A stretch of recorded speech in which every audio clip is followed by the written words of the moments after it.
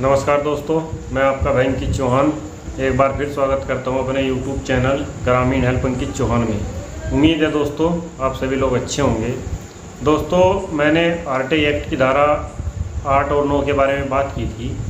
तो दोस्तों, मैंने आपको बताया था कि आरटीआई एक्ट में जो धारा 8 है तो उसकी जो सबसेक्शन है यानी कि जो धाराएँ है उनको लगाकर कई बार दोस्तों जो जन सूचना अधिकारी है वो सूचना रोक देते हैं।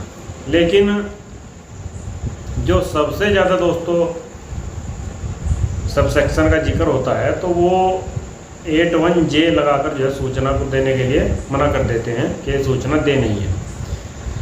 तो इन सेक्शन में दोस्तों सेक्शन 8 के जो सबसेक्शन है यानी कि उपधारा इनमें क्या बताया गया है तो ये मैं आपको पढ़कर बताऊंगा, इनका क्या मतलब है ये भी मैं आपको बताऊंगा। और दोस्तों आप थोड़ा बने रहिए हमारे इस वीडियो पर, क्योंकि वीडियो थोड़ा सा लंबा हो सकता है।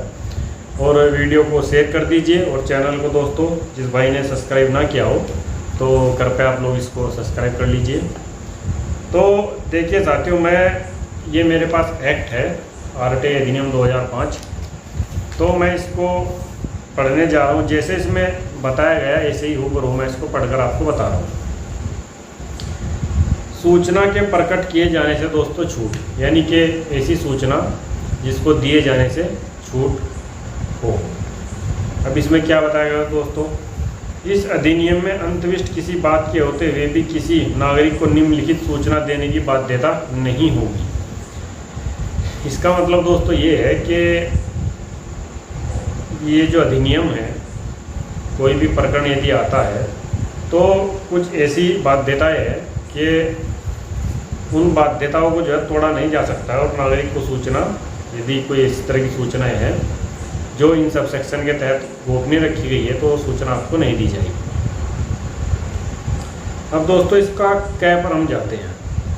सूचना जिसके प्रकटन से भारत की प्रभुता और अखंडता, राज्य की सुरक्षा, राजनीति, वैज्ञानिक या आर्थिक हित विदेश से संबंध पर प्रतिकूल प्रभाव पड़ता हो या किसी अपराध को करने का उद्दीपन होता हो। दोस्तों,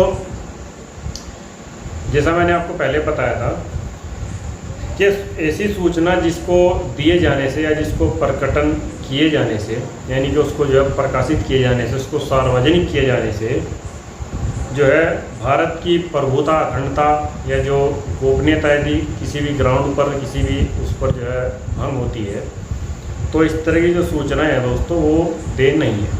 अब ख़ैर में दोस्तों क्या बताया गया है, सूचना जिसके प्रकाशन को किसी न्यायालय या अधिकरण द्वारा अभिव्यक्त रूप से निषेध किया गया है या जिसके प्रकटन से न्यायालय की अवमानना होता है। अब दोस्तों यहाँ पर ये क्या कह रही हैं,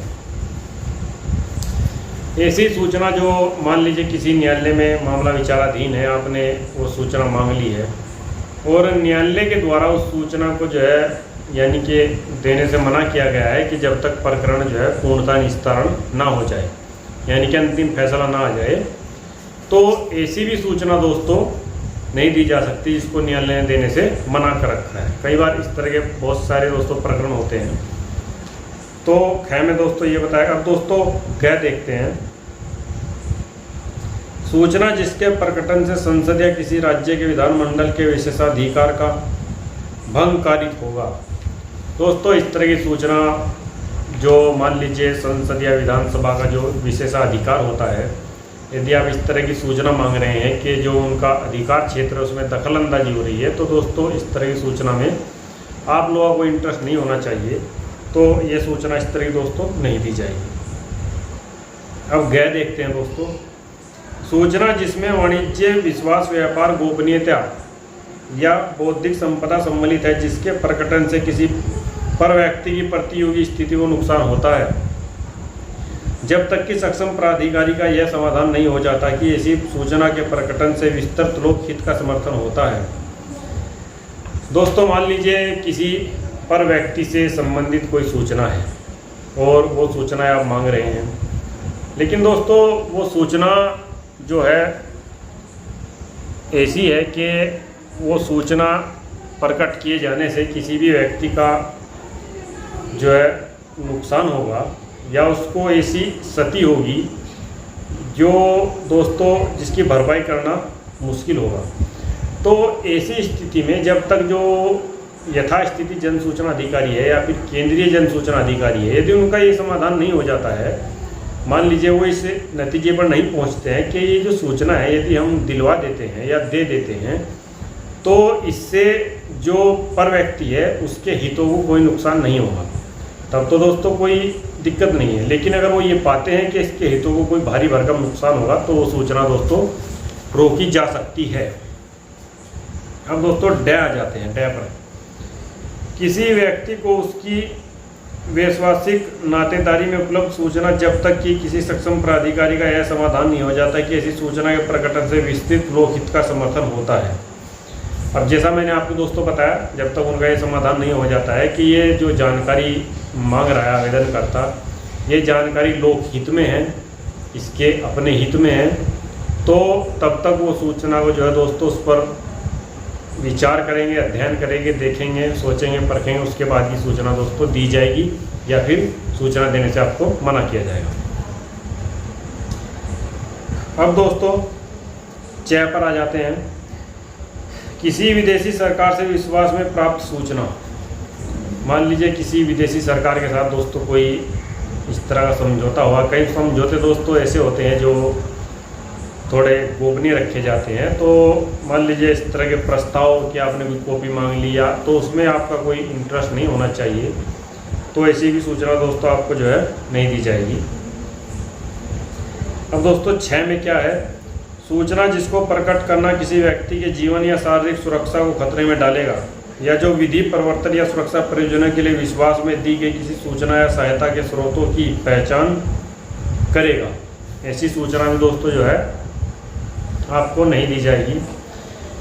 मान लीजिए दोस्तों इस तरह की कोई सूचना है जो यदि आपको दी जाती है तो उस वजह से किसी व्यक्ति का जो जीवन है वो खतरे में पड़ जाएगा और उसके ऊपर कोई भारी भरकम मुसीबत आन पड़ेगी। जैसा कि इसमें बताया गया है कि सूचना जिसको प्रकट करना किसी व्यक्ति के जीवन या शारीरिक सुरक्षा को खतरे में डालेगा। यहाँ पर इन्होंने बहुत बड़ी बात कही है दोस्तों, किसी भी व्यक्ति के जो जीवन है उसकी सुरक्षा और शारीरिक सुरक्षा को भी खतरे में डालेगा। तो अगर इस तरह की सूचना आप किसी की मांग रहे हैं तो वो सूचना भी दोस्तों आपको सोच समझ कर दी जाएगी, अन्यथा नहीं दी जाएगी। उस पर यह डिपेंड करता है जन सूचना अधिकारी पर क्या परिस्थितियाँ है, क्या स्थिति है, ये सूचना आपको किस ग्राउंड पर चाहिए। तो सारी बातें दोस्तों वो अलग विषय है। अब दोस्तों जो ज है इसमें क्या बताया गया है? सूचना जिससे अपराधियों के अन्वेषण, पकड़ने जाने या अभियोजन की प्रक्रिया में अड़चन पड़ेगी। दोस्तों ऐसी सूचना, मान लीजिए आपने कोई मामला जांच चल रही है, आप किसी अपराधी या किसी मुलजिम के बारे में कोई जानकारी मांग रहे हैं कि इसके ऊपर कितने एफआईआर दर्ज है, इसके विरुद्ध क्या क्या कार्रवाई हुई है, क्या जांच रिपोर्ट है, क्या पुलिस रिपोर्ट है, तमाम चीज़ें आपने पूछ ली है। तो दोस्तों यदि उसकी जांच में कोई आपकी सूचना दिए जाने से कोई प्रभाव पड़ता है या प्रभाव कोई डलता है तो इस तरह की सूचना भी दोस्तों जो है रोकी जा सकती है। ये जैसा मैंने आपको बताया ये डिपेंड करता है जन सूचना अधिकारी के ऊपर कि वो जब इसको देखता है कि कितना ये सही है और कितना गलत। बाकी दोस्तों ये आपको पता ही एक्ट में राज्य सूचना आयोग है इसको देखने के लिए, और वो उसको देखे परखे उसके उपरांत ही निर्णय होता है। अब दोस्तों इसमें जो झ है, मंत्रिमंडल के कागजात जिसमें मंत्रिपरिषद, सचिव और अन्य अधिकारियों के विचार विमर्श के अभिलेख सम्मिलित है।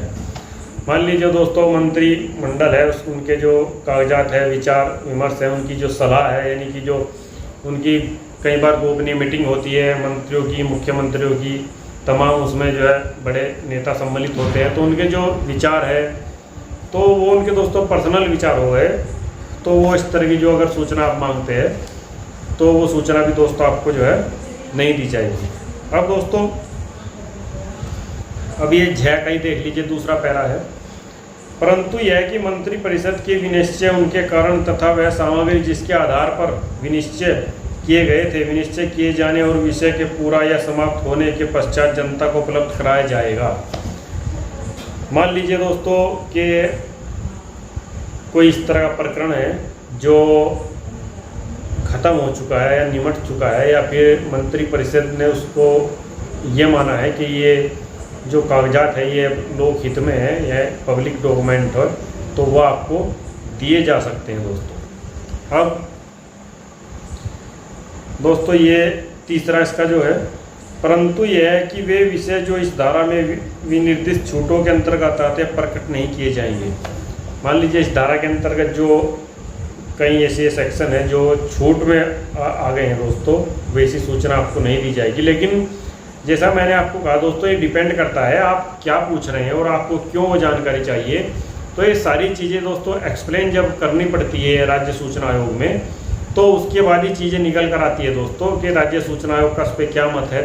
क्योंकि इसमें दोस्तों अलग अलग स्टेट के जो है हाई कोर्ट के जजमेंट्स है और सुप्रीम कोर्ट का जजमेंट्स है, तो वो सारी चीज़ें दोस्तों देखनी पड़ती है, सोचनी समझनी पड़ती है, उनको पढ़ना पड़ता है।